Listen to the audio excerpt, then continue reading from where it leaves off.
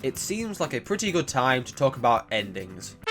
In the bad scenario for JJK's ending, now hold on to your seats because this is diabolical. 2 chapters of Akari vs Arame, 2 chapters of Yuji and Sukuna doing some fighting, and then a time skip to where Yuji is leading a normal life as a teacher. So it was worse. A lot can be said about the JJK ending.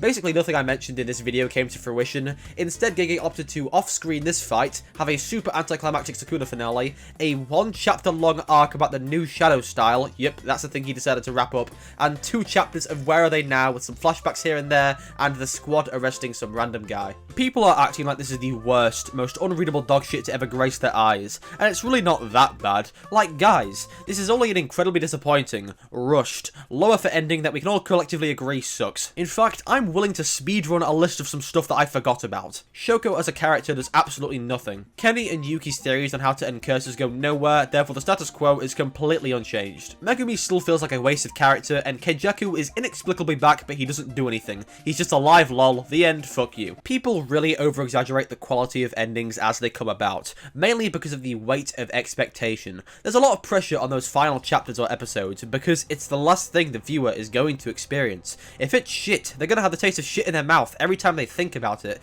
If it's good, they're gonna feel like this image every time. It's just a fact that people anticipate and theorize over the ending of the story while they experience it. And the first reason that Jujutsu Kaisen has had this recent hate train is that it doesn't leave the impact you want an ending to leave.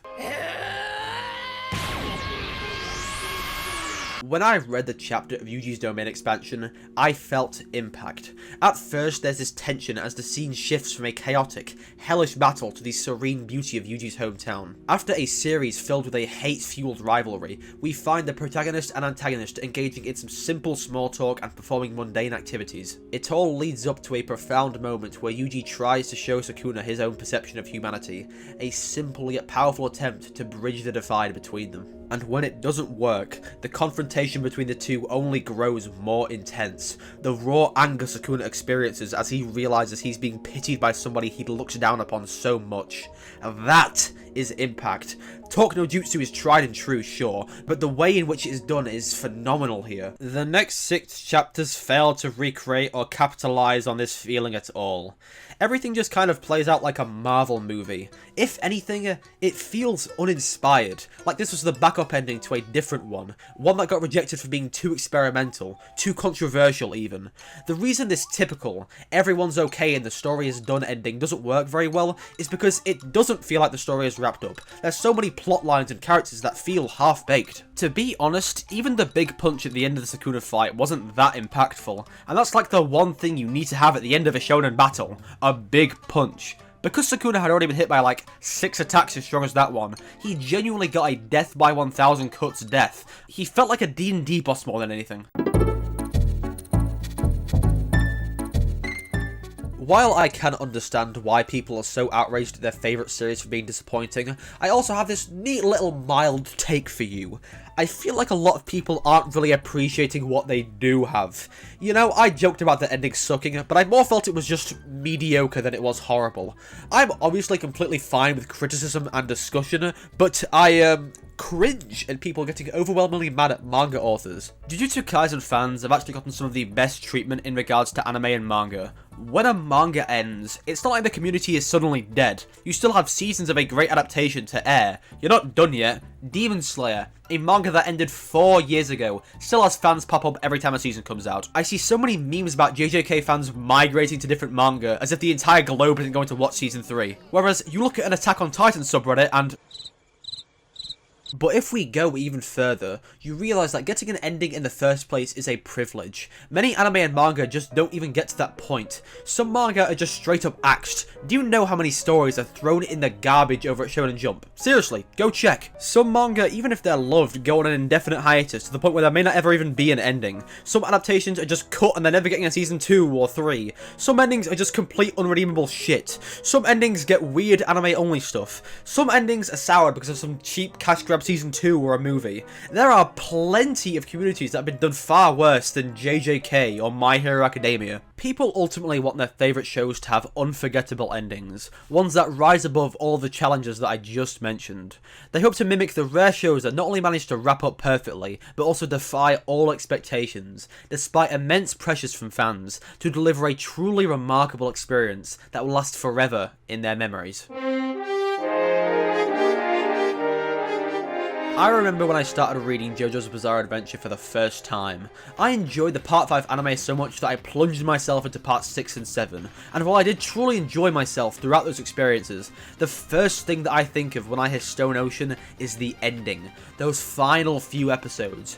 Made in heaven, and what a wonderful world. Not only were the chapters incredibly enjoyable, but the ending almost perfectly captured the essence of JoJo in its own unique way. The shock of Pucci killing the iconic main cast and nearly succeeding in creating his own heaven was staggering.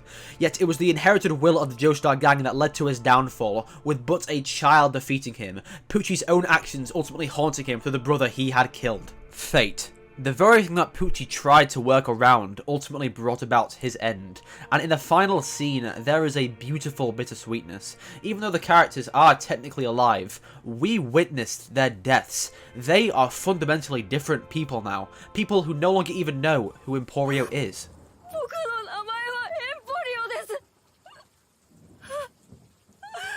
Stone Ocean's ending fantastically encapsulates the story, not just because it embodies the themes of fate, inherited will, and courage, but because it challenges the idea I've mentioned of people caring about the ending of a story while experiencing it, and it forces you to appreciate the journey. In this case, it's because the ending is so detached from the characters in the story we have grown to love. To me, that is what truly makes an incredible ending. It's not just the impact of something big happening, it's the knowledge that everything in the story led to that moment. A moment that reflects the entirety of the story. A moment that culminates everything the story was truly about in a beautifully stunning way that you can reflect on forever.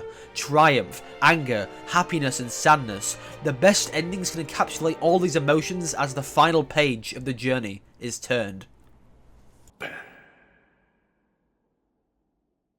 And sometimes, having that great ending can make the journey feel so much more important. It can bring about a true level of appreciation that you might not have had before. If an anime has a good ending, I have like a 300% higher chance of rewatching it, just so I can experience the anime with the hindsight of the ending. Then I can make posts about foreshadowing on Twitter to put down series that I don't like. In a way, I do think that Jujutsu Kaisen has some of these aspects for its ending. The stuff with Sukuna's ideology falling apart I did particularly like, and shit, the punch that ended the Sukuna fight was still cool, I guess, but I just think that the cons of the ending ultimately outweigh the pros. These days, it feels like there's almost a prize for having a good ending, given how many recent ones have been disappointing. I believe it's the shows with truly great finales that will stand the test of time. These are the ones that will leave a lasting impact because they deliver that bittersweet blend of emotions, because they bring together every theme, plotline, and concept, and because they manage to nail that perfect ending. どうも白石みのるです。さあそれでは聞いていただきましょう。はいまいサンシャインそれフリってことがいい。ちょラピーヌーラフェールなフリってことない。ちょやんちゃっちゃあんちゃっちゃそんとキャッチャンリリースよあせいあせいファリファリダーリンダーリンピースチャスチャスチャラチャラ